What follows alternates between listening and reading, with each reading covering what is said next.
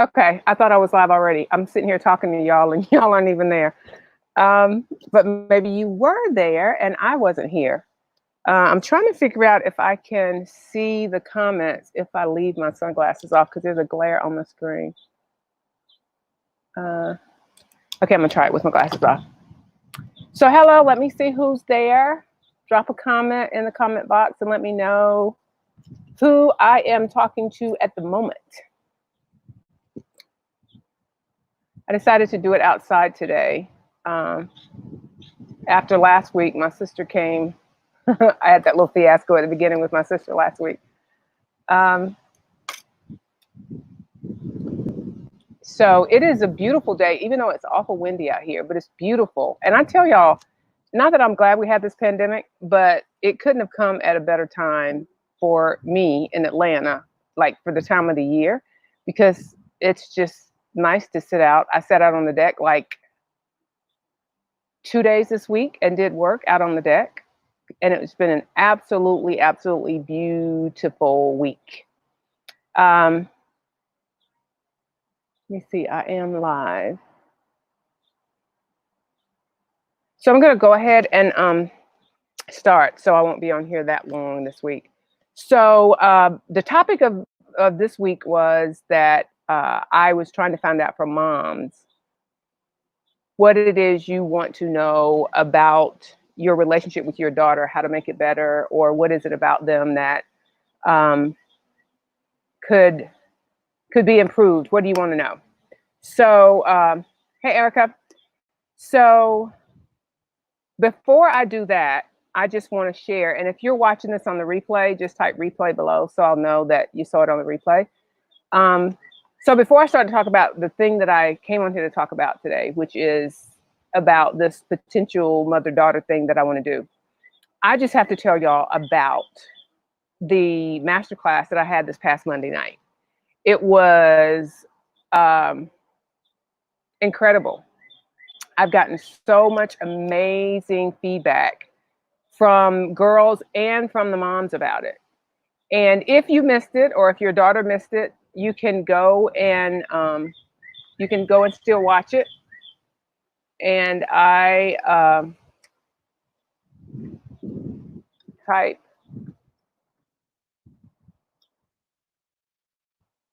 you can go watch it at JackieBruton.com / masterclass.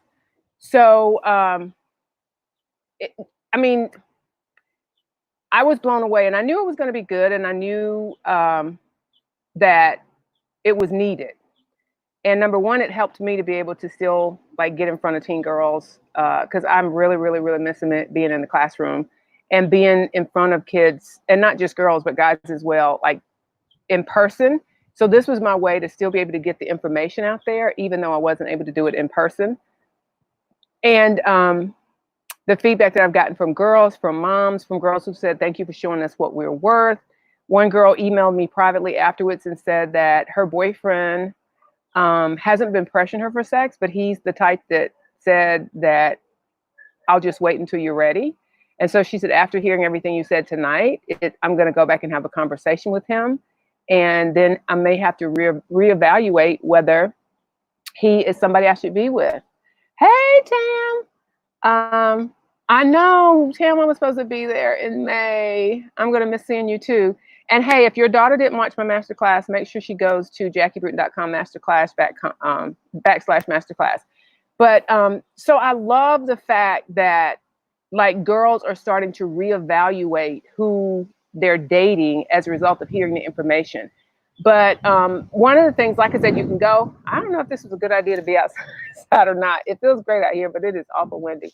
Y'all, my COVID-19 hair too is getting a little out of control. But anyway, so make sure you go and watch the masterclass. But the other thing that I did at the end of the masterclass was offer the girls an opportunity to get to hear more because they were saying, please don't end, please don't end. You should do one of these once or twice a month. I want to hear more. I love learning from you. So there is an opportunity for girls to learn more, and they'll get to spend 8 hours learning and digesting my content, which no girl has ever gotten to hear me speak for 8 hours. Like that's a first. And I get amazing letters from high school students about the impact of 3 hours of my content. And I can only imagine the responses that I'm going to get after girls have spent 8 hours with my content. And it's not just my content they're going to have. I'm bringing in male guests. And actually, I'm so excited because I FaceTime this morning with one of the guys that's going to be a guest on one of my sessions. And this guy's in his early 20s, but he said, when I was a teenager, like they called me the puppeteer. He said, because I was very, very good at manipulating girls to get what I want. And so for the girls to get to hear, not just from me based on what guys have told me, but for them to get to hear directly from guys, I mean, that's golden.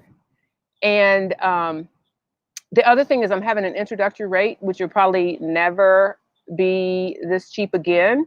But the regular price for that is $139, which everybody's telling me 8 hours with me is like $139 is cheap. And that's the regular price. But I did a 50% discount price for this introduction. So it's only $69, which is probably a fourth or less of what a prom dress would cost. So since proms didn't happen this year, hey, that's a great idea. So since proms didn't happen this year, like you can take the money that you would have spent on your daughter's prom dress and you can sign her up for my 7 Secrets Revealed Masterclass and give her something that is priceless, that can impact her for the rest of her life.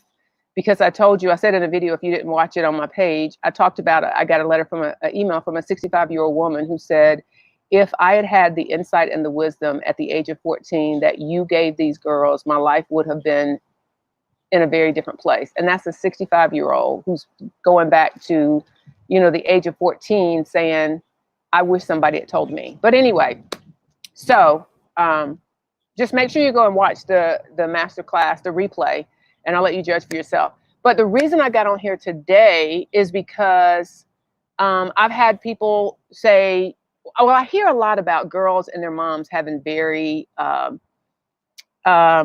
controversial relationships. And I know that there's some girls that like they have a very, very, very good relationship with their moms. And I applaud those situations. And Tam, I think you're one of them. I think you and your daughter like have an amazing relationship. But there are a lot of moms who don't have that kind of relationship with their daughters. When I'm in the classroom, and I started out just doing it in middle schools with 8th graders, and I started asking them the question, because they started saying they couldn't talk to their moms. And I can't talk to my mom about this. I don't, my mom and I don't talk about this. And I said, why? What makes it so difficult for you to have a conversation with your mom, and not just about sex, but just in general? Like these girls were saying, I have a hard time having a conversation with my mom. And so I started capturing those things. And I told somebody, I said, I feel like I'm sitting on like a gold mine, because I have all of this feedback from teenage girls about what they wish they could do with their moms, what they hate that their moms do. And then I started saying, okay, well, how will you parent differently? And so I started putting this in a Word document, because it's going to end up being a book. But I ended up putting all of their responses in a Word document.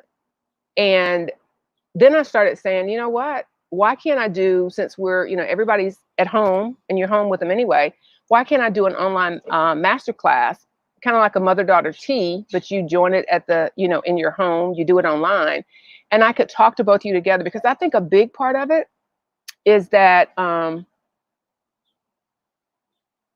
it's just difficult sometimes to see the other side, because a lot of times when the kids are complaining about their parents and what their parents do and what they don't do, and then they'll say, when I have kids, I'm going to do this. I tell them, I say, you know what? It sounds really easy at this point in your life to say, I'm never going to do that. And I said, I guess what? I bet when your parents were younger, some of the things that they're doing right now, I said, they probably swore they would never do them either. And I said, you don't understand. Your perspective changes once you're in a different situation and you're on the other side of it.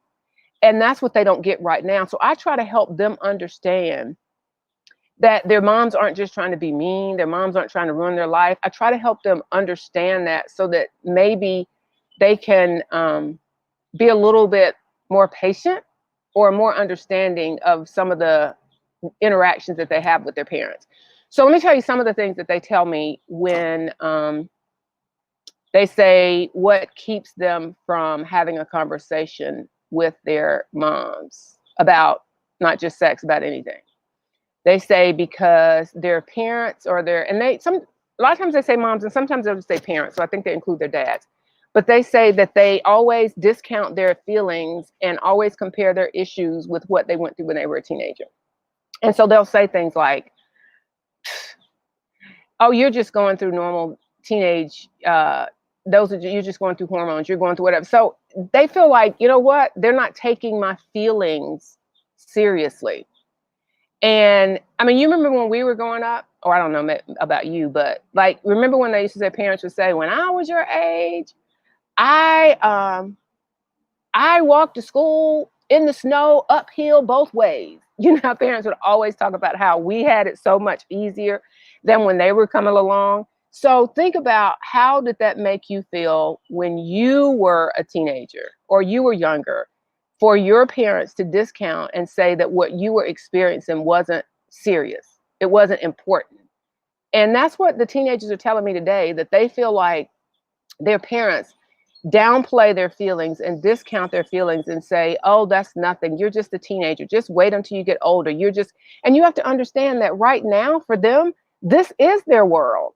Like this may seem like it's something insignificant for you, but for them, like, this is really, really, this is just as serious to them as something else at your age may be to you. Because I even heard an adult say that all pain is pain. And you can't say that your pain is worse than mine. And I don't know, as an adult, have you ever heard somebody that every time you say something, um, it's like somebody they try to outdo you as far as how bad things are, and you'll say, "I'm going through that." "Oh, girl, you don't have it. That's nothing. At least you didn't have this. At least this didn't happen." And after a while, like, you don't even want to talk about that person anymore, because every time you say something that's bothering you, they try to up it and they make it seem like, well, oh, that's nothing. You say, "I broke my toe." "Girl, I broke my whole foot. I did this." And everything. And that's how kids feel when we discount or we say that what they're going through is nothing.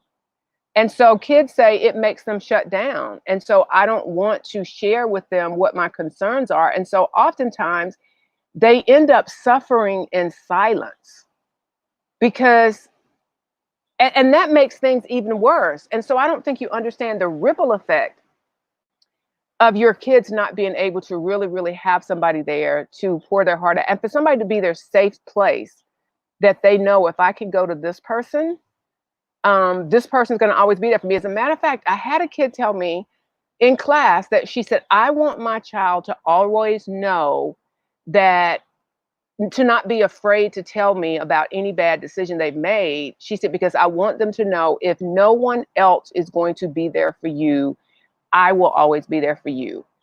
And I'm not going to judge you as a result of what you did, but I'm going to always be there." And she said, instead of a kid saying, "Oh, I can't tell my mom this," she said, sometimes we're going through things that we think are horrible, but because we realize that we made a poor choice and we might have done something that we shouldn't have done, like, we end up walking around carrying that burden on our back, because the one person that we should be able to go and get comfort from and get safety from, we feel like we can't go to them, because instead of them saying, "We'll get through this together, and I don't care how bad of a decision it was, like, we're going to get through this."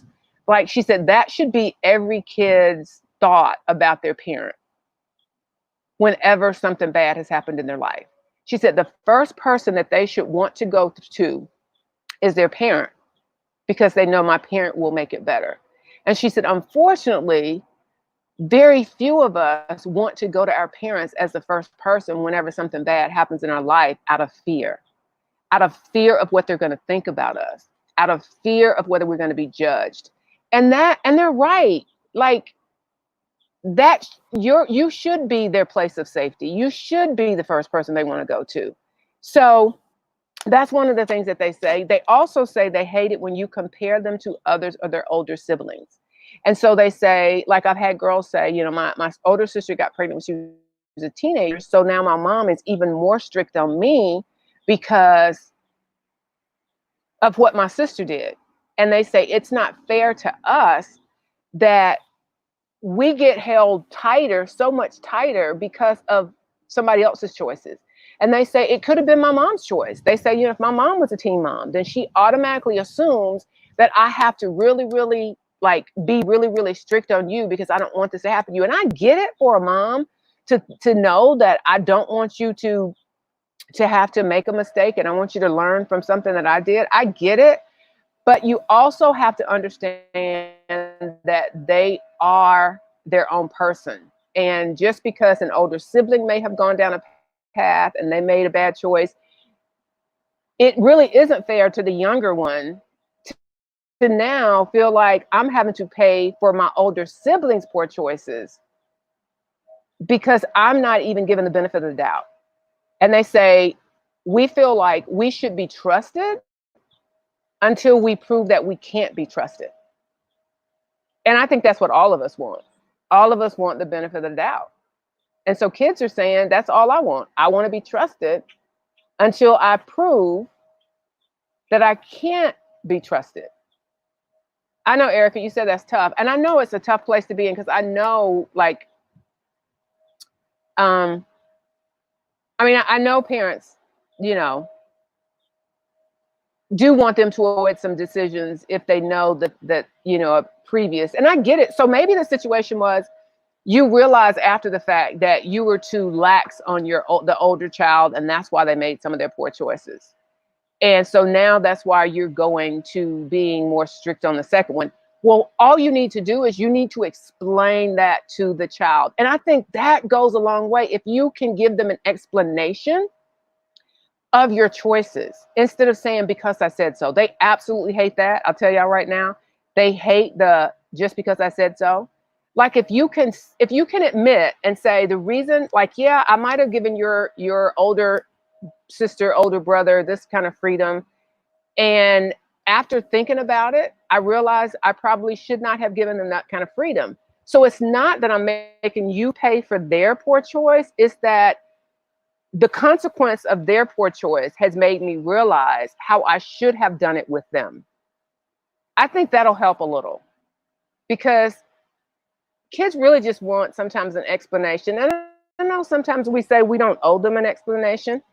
And a lot of times we'll say, because I said so, because I'm the parent. And I do believe that you should always be the parent and not try to be their friend and not try to negotiate with them about, some things. But I do think having a conversation with them about the reason you're making some of your rules and boundaries would go a long way. So they're afraid of being judged. They're afraid, they say their feelings get discounted. They also say that parents always jump to conclusions prematurely. They jump to conclusions prematurely. And having a conversation with them, before I can even finish the conversation, they have already decided in their mind what happened, why it happened, and all of this.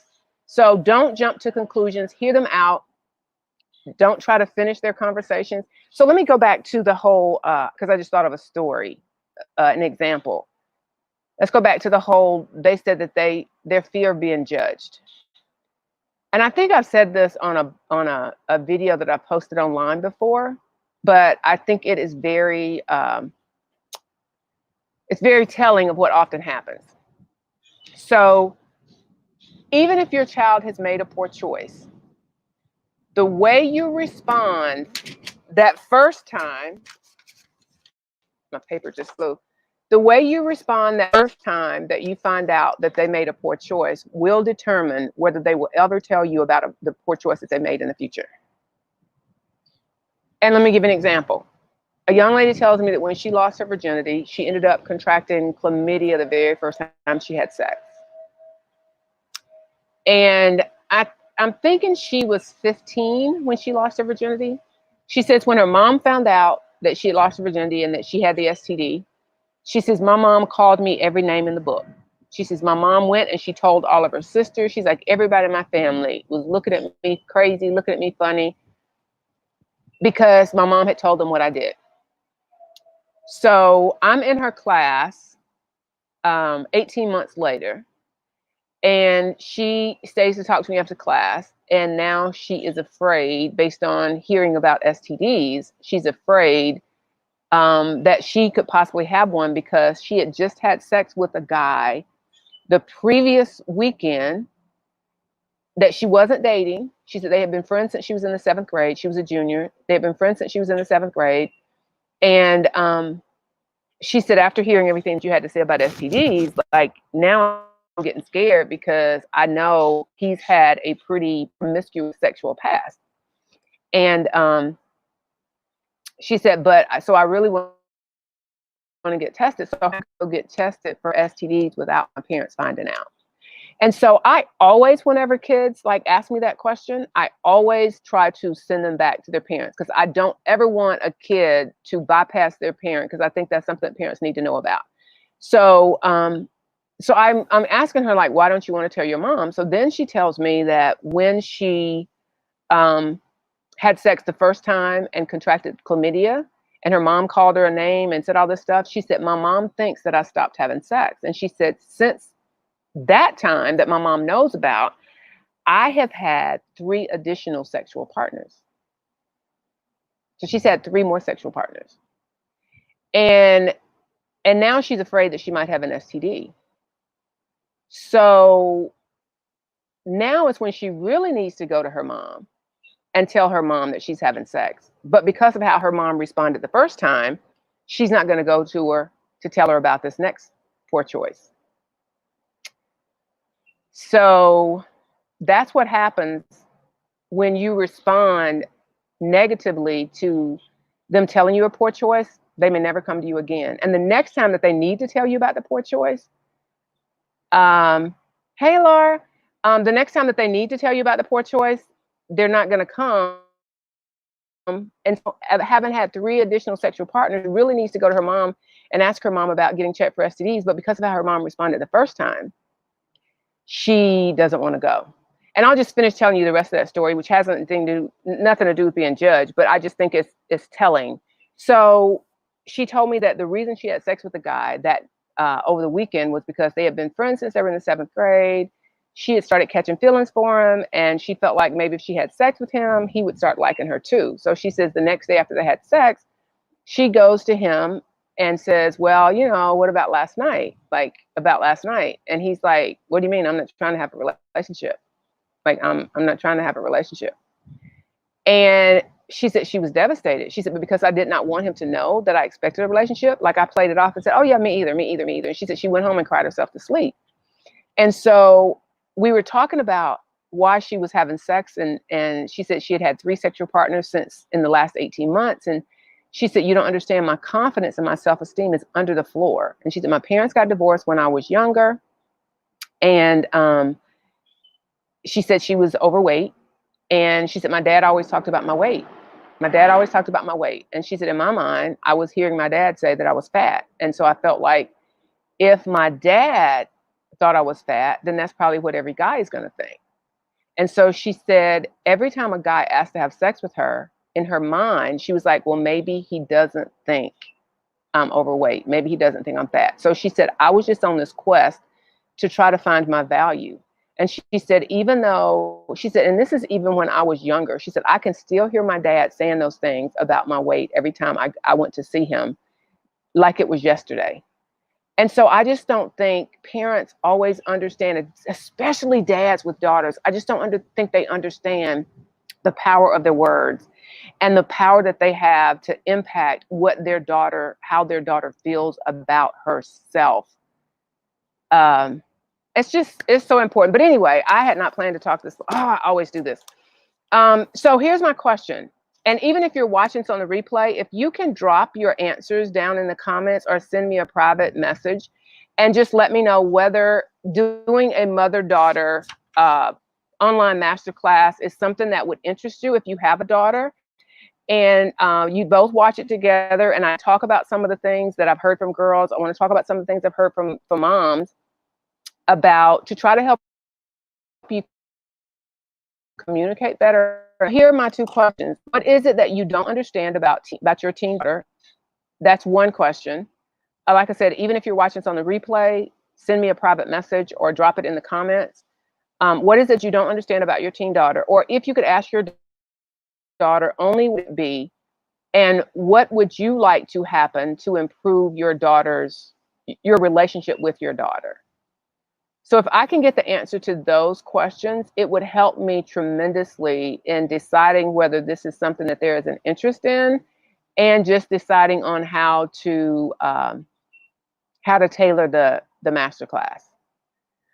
So I just want to, for those of you who popped on late or are watching the tail end of this, I just want to remind you to go to JackieBruton.com/masterclass. It is in the comments if you scroll up, and watch the masterclass, the replay of the masterclass that I did Monday night for teen girls. And it was Intro to 7 Secrets, a teen girl's guide on knowing her type. And I talked about the 3 types of girls that I've run across in the last 18 years, and 3 types of girls that I anticipated would read the book. But I also talk about the 3 types of guys that every girl will have to choose from when they're getting into a relationship, and how they should, once they identify their types, the type of girl that they are and the type of guy that they want to date, how that will influence all of their relationships going forward. And at the end of the masterclass, I introduced a opportunity for them, because all the girls were saying they wanted to spend more time with me. They wanted me to talk longer.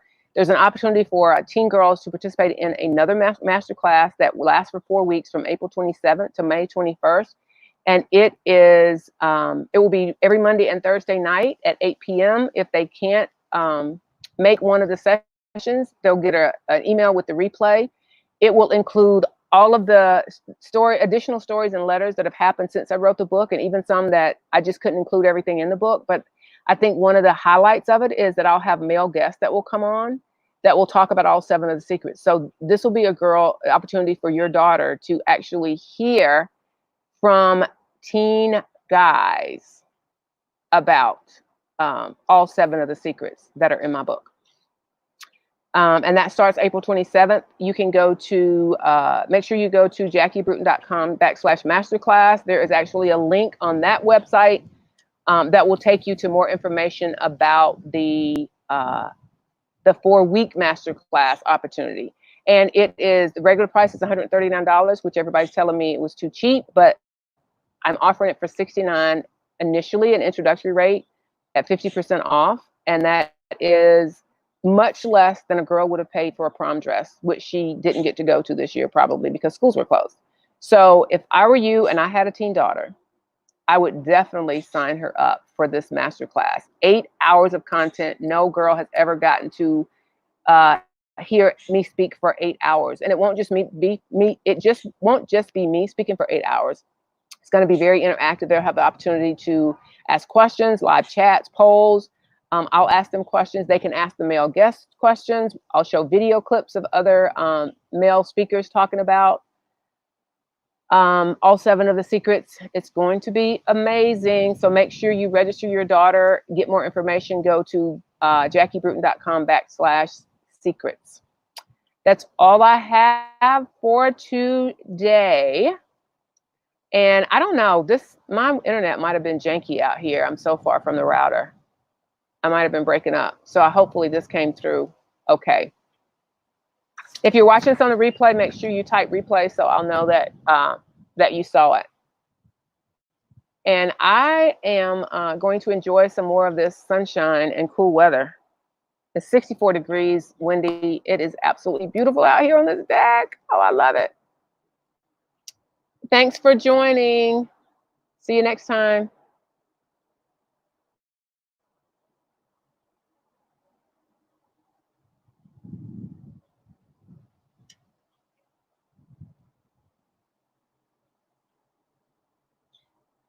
Okay, I'm still on here. Evelyn, you're saying yes, do it. You love the idea. Hey, Kim. Yeah, I'm going to sign off so then you can watch the replay from the start. I hope you're doing well. Make sure you send me feedback if you're a mom of a teen daughter. Make sure you send me feedback either via my inbox or on the comments to the 2 questions that I asked. What is it that you don't understand about your teen daughter? Or if you could ask your daughter only one question, what would it be? Or just like, what are some topics that you want me to discuss if I did a mother-daughter online masterclass? Okay, y'all have a great weekend. Bye.